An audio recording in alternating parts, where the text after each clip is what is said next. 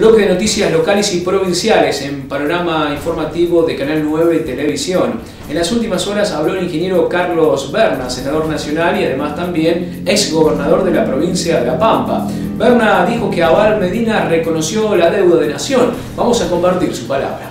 Al último bloque, el senador Berna tiene el uso de la palabra. Gracias, presidente.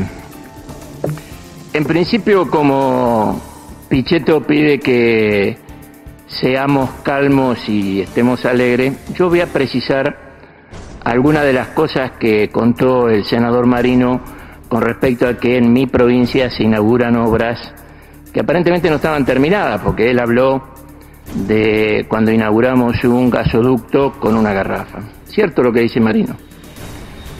En el año 85, 86, cuando el presidente de la Nación era el doctor Alfonsín, el gobernador de mi provincia era el doctor Marín, el intendente de Santa Rosa era, bueno, se me va. Sí, hicimos el gasoducto de Pigüé de Santa Rosa. Lo pagó la provincia con fondos del entonces FDR, que ahora es los aportes del Tesoro Nacional a partir de la 23.548. Y hubo una discusión en la fecha de la inauguración. Un funcionario nacional, el ingeniero Botarini, que era el jefe de gas del Estado, se oponía a la fecha que había propuesto el intendente y el gobernador. Y La Pampa no aceptó la condición impuesta por el funcionario nacional y mantuvo la fecha. Se fue al acto de inauguración y nos encontramos con la sorpresa que esa noche Gas del Estado había venteado el gas del gasoducto y por lo tanto no había gas para prender la llama. Y yo aclaro esto porque el gobernador y el intendente inauguraron el gasoducto de buena fe. Ellos prendieron la llama creyendo que el gas venía del gasoducto. El que había puesto la garrafa era yo, que era el ministro de Obras Públicas. Así que yo quiero dar precisión en ese hecho, pero la obra estaba hecha, el gas podía circular y lo que nos habían venteado. Yo creo que lo demuestra esto es que nosotros defendemos la dignidad de los pampeanos y el derecho federal de tomar nuestras decisiones. Creo que esta es. Y sí, te pido una interrupción, senador. Sí, cómo no, pero que no me gaste el tiempo. Le va a dar la garrafa. No, la verdad que no sabía de sus habilidades para la garrafa, pero lo que sí, todas las crónicas de la época, y yo recuerdo porque era joven militante, aducían a que no habían podido abrir la llave de paso de gas. No era que habían venteado, lo que no sabía, que usted como ministro se ocupaba de la garrafa, eso la verdad que no lo sabía. La interrupción fue solo para decir que era joven. El intendente Molteni era el que había elegido la fecha, el doctor Marín decidió respetar la fecha y Botarini nos venteó el gas. Aclarado esto, y espero que sirva para distender, le quiero decir al jefe de gabinete que en una de las preguntas que él me responde, cuando yo pregunto cuáles son los fondos no distribuidos, él me precisa que los fondos no distribuidos son 2.215 millones de pesos, que corresponden los fondos no distribuidos de ATN. A la recaudación del 1 de enero del 2012 al 31 de enero del 2012 son 1.620 millones y 594.6 millones es el saldo, según dice la información que me da el jefe de gabinete, al 31 de diciembre del 2012. Señor jefe de gabinete, en su área también hay errores de tipeo. Creo que es al 31 de diciembre de 2011. Pero yendo a las preguntas, el Congreso, mejor dicho,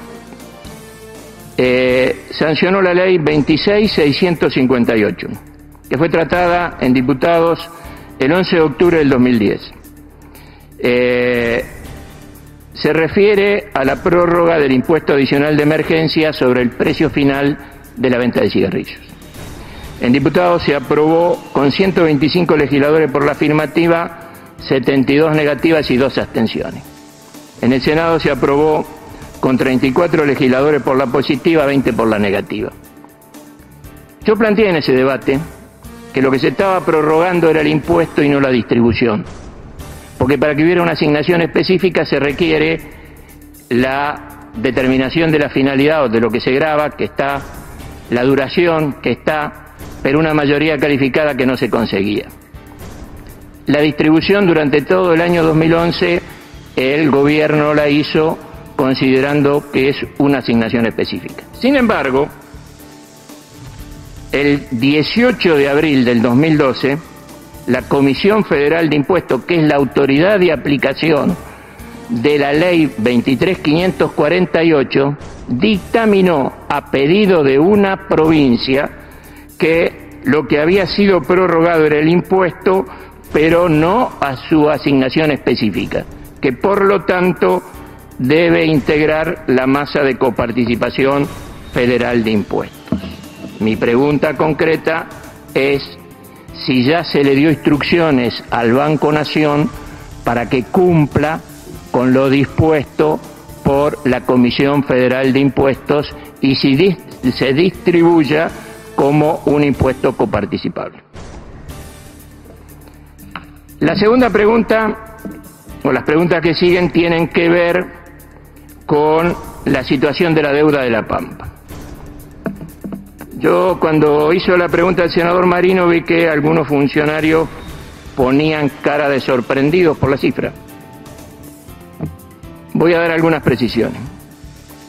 En el año 2006 nosotros firmamos con el doctor Kirchner, yo entonces era gobernador de la provincia, un acuerdo de armonización, el licenciado Vudú estaba en el ANSES, un acuerdo, el jefe era Massa, hicimos un acuerdo de armonización por el cual tenía que cubrir el déficit del sistema adecuando no a las condiciones de jubilación de la nación, habida cuenta que nuestra caja no fue transferida.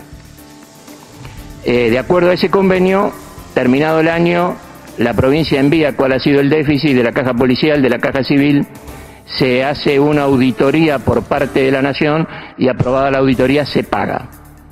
Nos deben el año 2009, el año 2010 y el año 2011.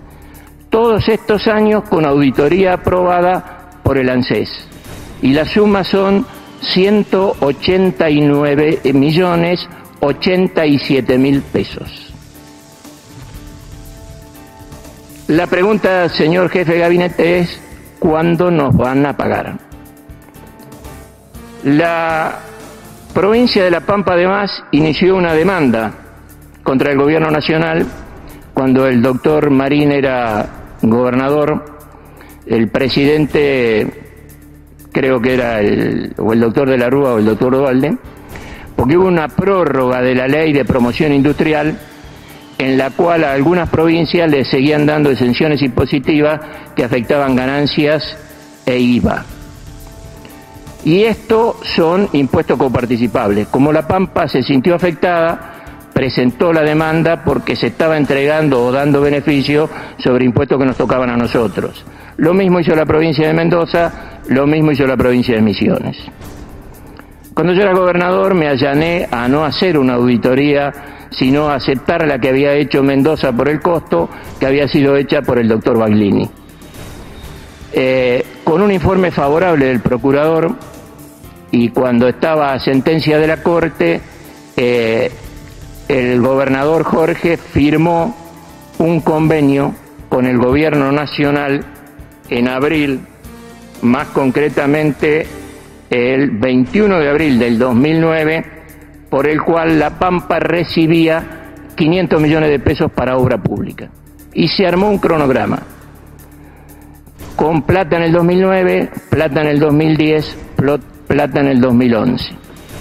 De esos fondos, al día de la fecha, nos deben 350 millones de pesos. Eso el ingeniero López lo sabe, porque él sabe cuáles son las obras que están comprometidas y la plata que nos tienen que pagar. La pregunta es, ¿cuándo nos van a pagar? Además, el gobernador firmó con la presidenta Kirchner un acuerdo para hacer 6.000 viviendas. Hicimos las primeras 2.000, licitamos y se están terminando las segundas 2.000, y como la Nación no pagaba en término, para no pagar costo financiero, la provincia anticipó los fondos. Hoy esa deuda es de 346 millones de pesos y tenemos licitadas 2.000 viviendas más que nos van a costar más de 300 millones. La pregunta, señor jefe de gabinete, es ¿cuándo nos van a pagar?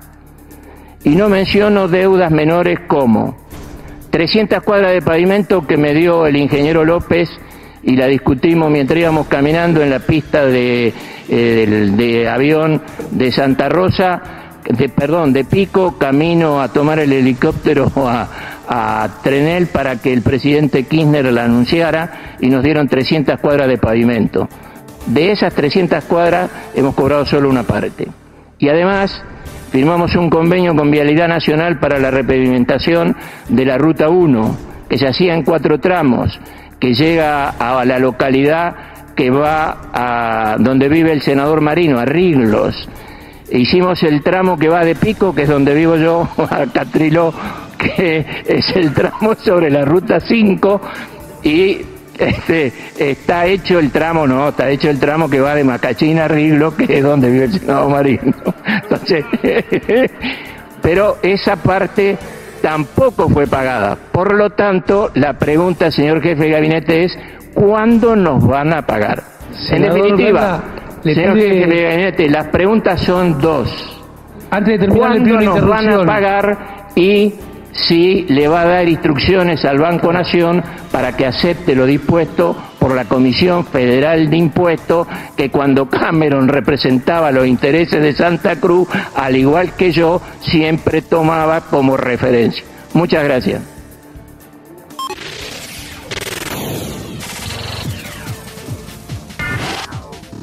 En nuestra localidad, el Consejo Deliberante no aprobó el proyecto presentado por el concejal Pablo Tafernaberri.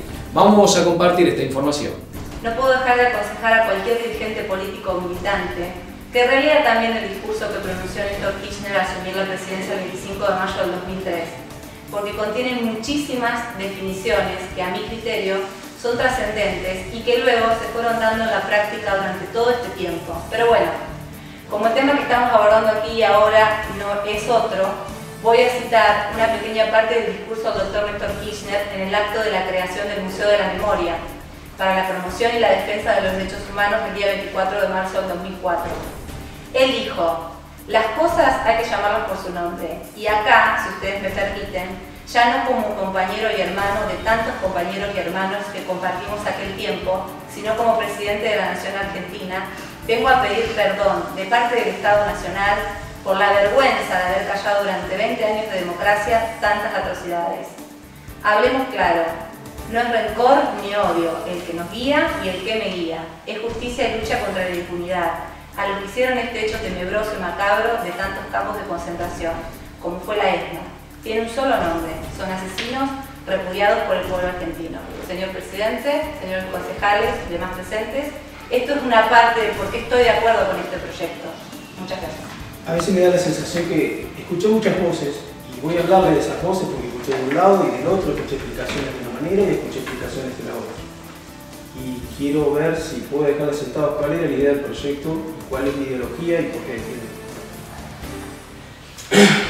Es increíble que por este proyecto he recibido diferentes voces, como ser sugerencias de que lo retire, que no haga daño a vecinos de toda la vida, que esto no le hace bien a la comunidad, ya que nos conocemos todos y tal o cual es buen vecino, y lo ha sido toda la vida, de que me descalificaran por solo hacer 13 años que vivo en la localidad, de que lo único que me gusta es generar conflictos. Por ello espero poder hacerles ver porque creo y estoy convencido de que sí es necesario y fundamental que podamos hablar de este tema.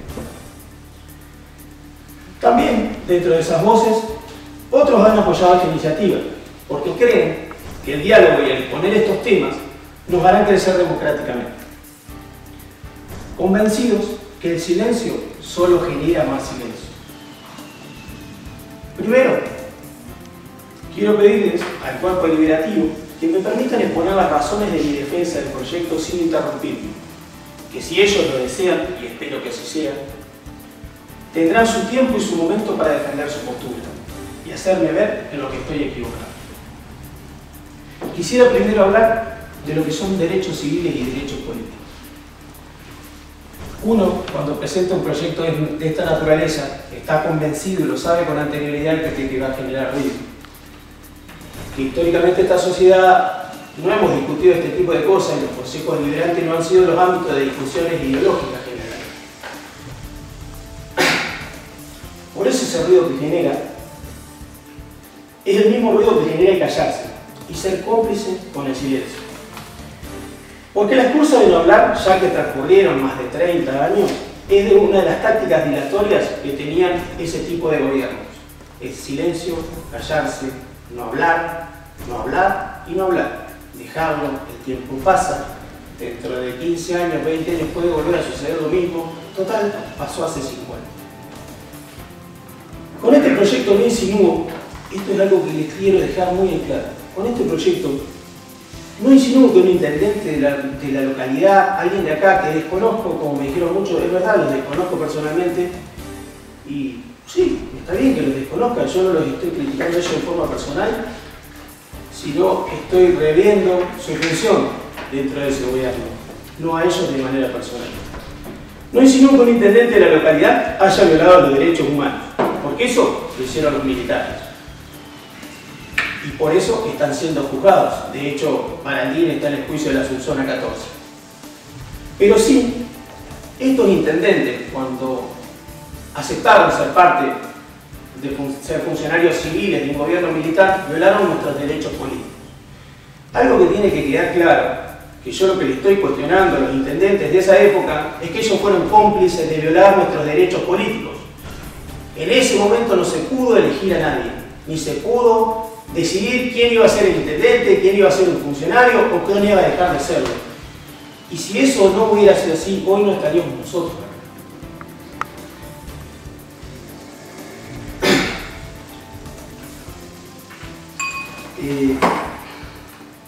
Otra cosa que quiero que quede claro es, los intendentes fueron designados por funcionarios militares.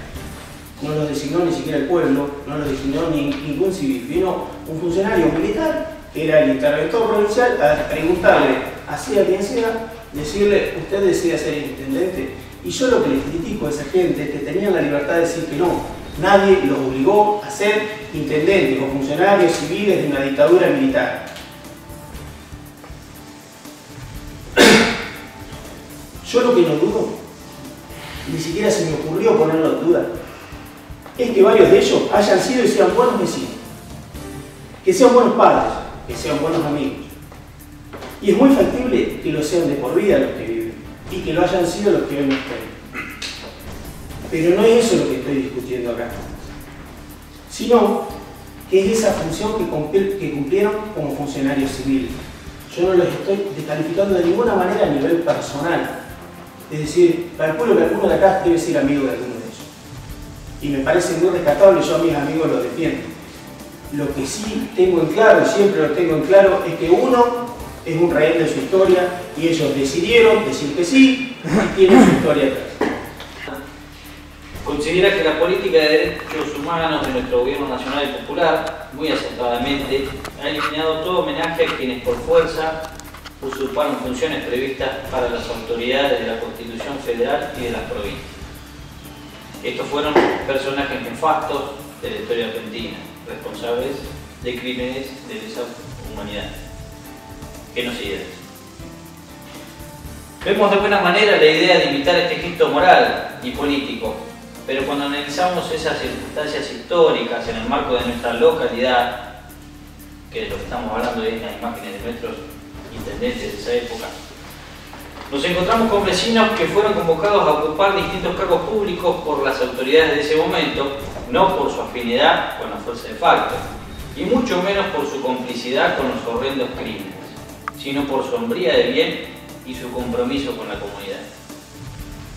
Es más, en muchas localidades de nuestra provincia de La Pampa, los intendentes que habían resultado electos el 11 de marzo del 73 y que concluían su mandato en el 77, continuaron en su cargo a posteriori del golpe militar del 76.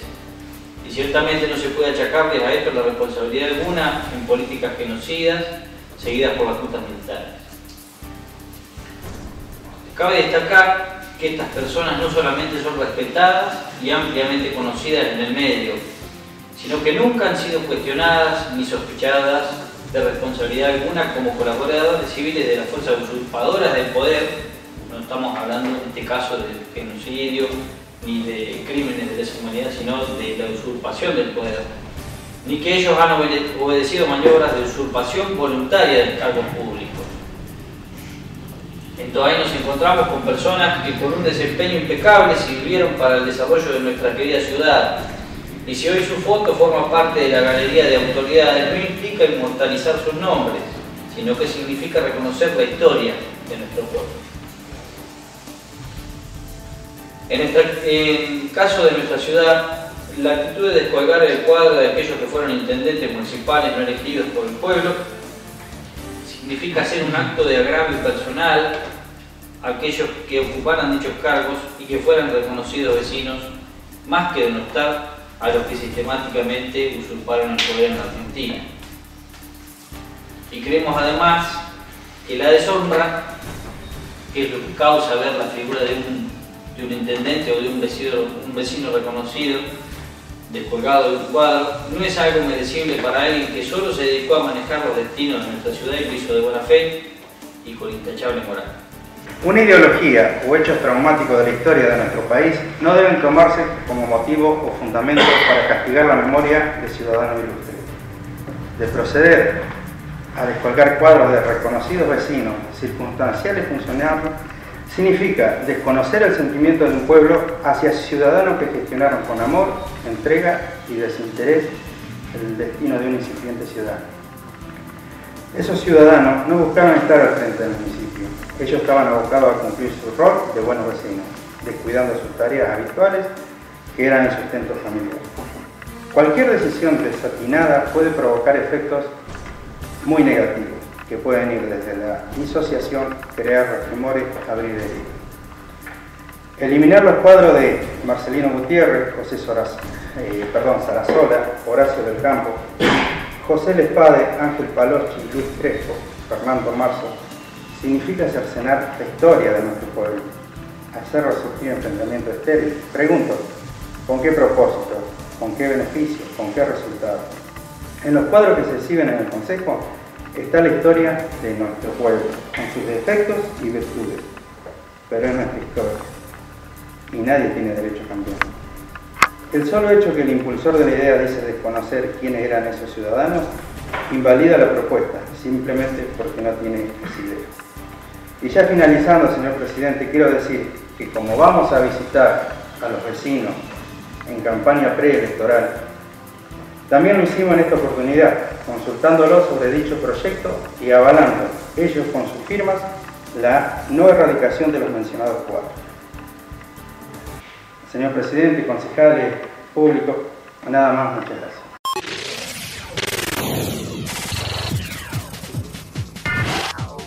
Estas son las firmas comerciales que auspician Panorama de Tuay Televisión. La Chacra, carnes, productos de calidad. Carnes de primera calidad, pollos frescos, cerdos, lanares y pescados. Boulevard Brown y Sarmiento. Diseño gráfico gama de Marcela Galván. Restauración de fotos antiguas, afiches, tarjetas personales, calcos. Comunicate al 15 47 64 57. PC Max Informática, Play, Notebooks, juegos, insumos, accesorios, servicio técnico. Avenida 9 de Julio 425. Teléfono 38 1106. Despensa Margarita, bebidas, kiosco, fiambres, lácteos, artículos de limpieza. Todo lo que te puedas imaginar. Carga virtual. San Luis y Balcarce. En Santa Rosa, Tiendas Galvar, siempre cerca suyo. Montero, negocios inmobiliarios. Consulte en Italia 547 o al teléfono 498-670, celular 15 36 98 89.